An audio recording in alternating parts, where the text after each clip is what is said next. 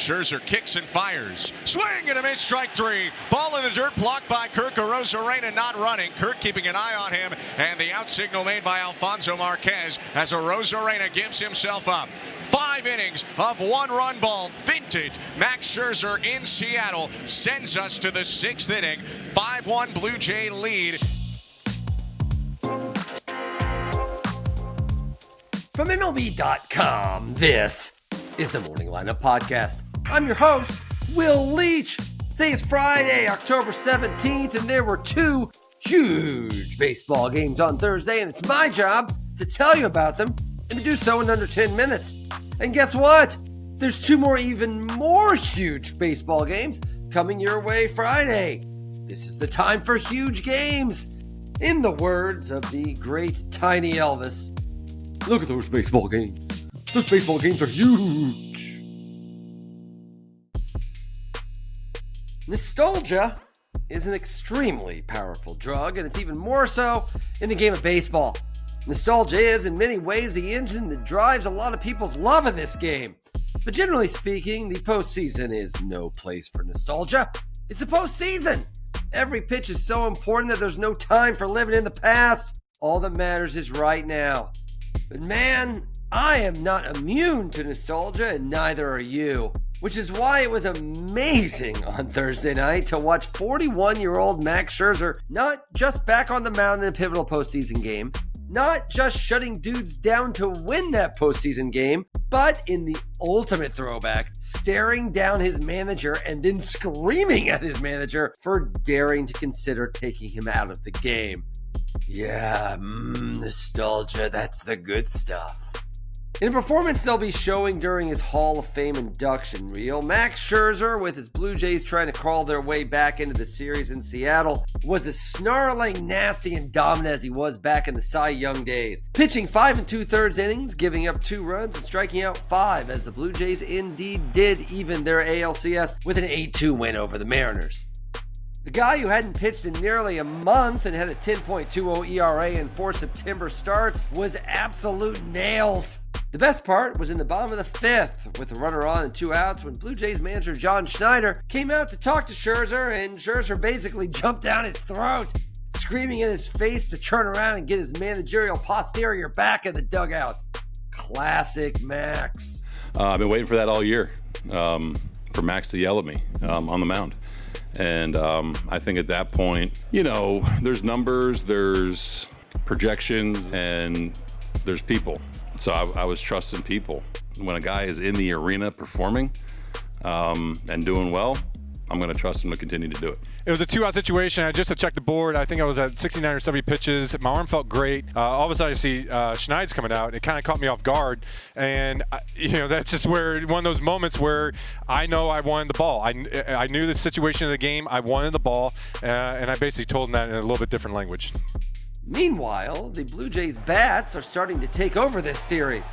After Josh Naylor homer in the 2nd gave the Mariners a 1-0 lead, Isaiah Kiner-Kalefa led off the 3rd with a double. Then Andres Gimenez, the 9th hitter, but a former All-Star and a guy who had just homered the previous day, worked the count to 3-2 against Luis Castillo.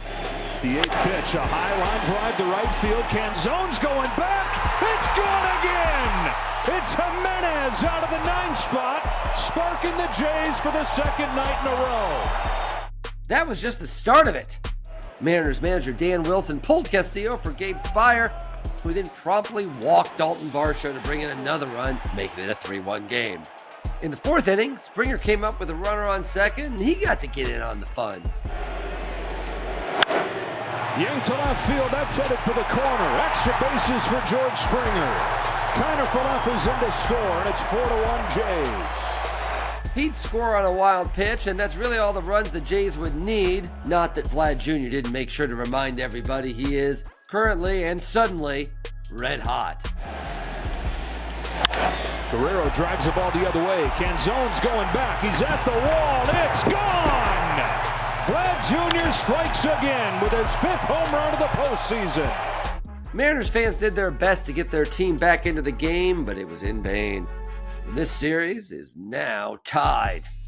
It sets up a massive Game 5 on Friday night. It's a tied series, but not for long. Kevin Gausman will take the mound for the Blue Jays, and Bryce Miller will pitch for the Mariners, with Brian Wu waiting in the wings.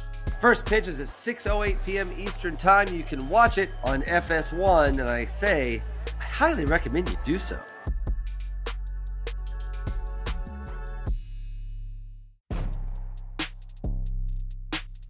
After the break, the NLCS, I'm sad to say, is not as close as the ALCS is right now.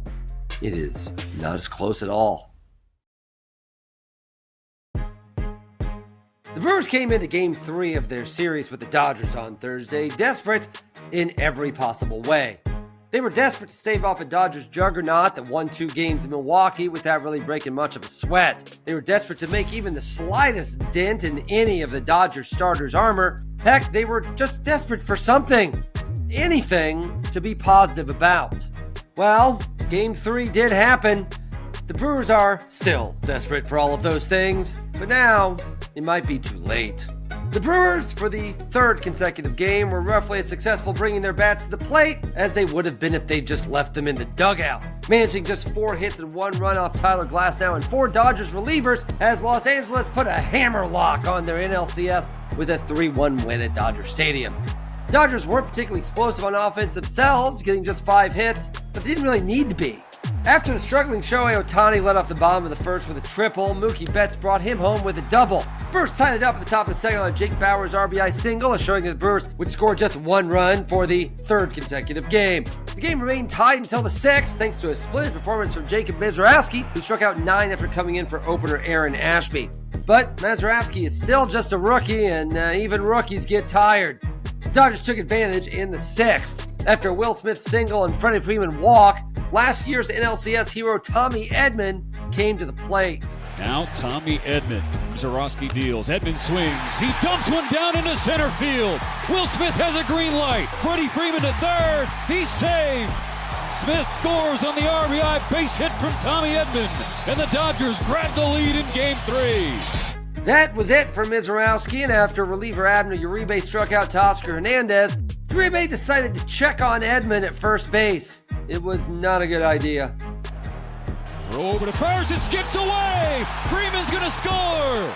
Abner Uribe trying to hold Tommy Edman, threw it by Andrew Vaughn to the wall on the right side, and that gifts the Dodgers their 3rd run. Oh, that is a huge mistake. And that was all the Dodgers would need. Brewers would get just 1 more hit the rest of the game. Roki Sasaki looked back to his old dominant self in the 9th. Just like that, the Dodgers, who are now 8-1 this postseason, are 1 game away from their 2nd World Series appearance in a row. I think the thing about our guys is they're battle tested, and they know that I've never lost faith in them.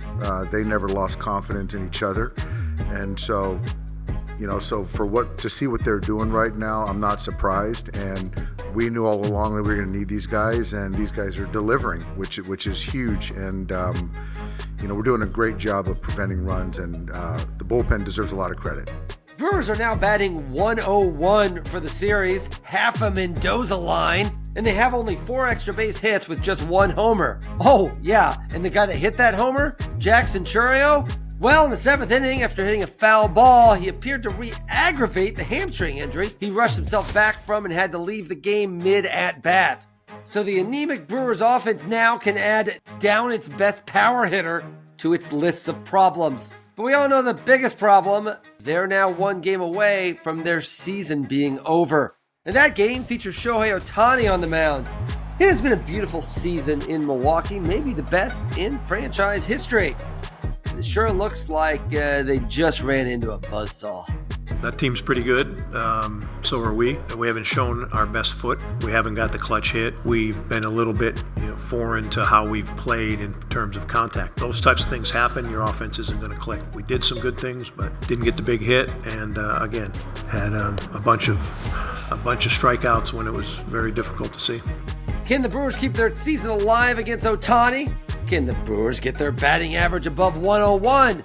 How does Mary Hart still look so great behind home plate?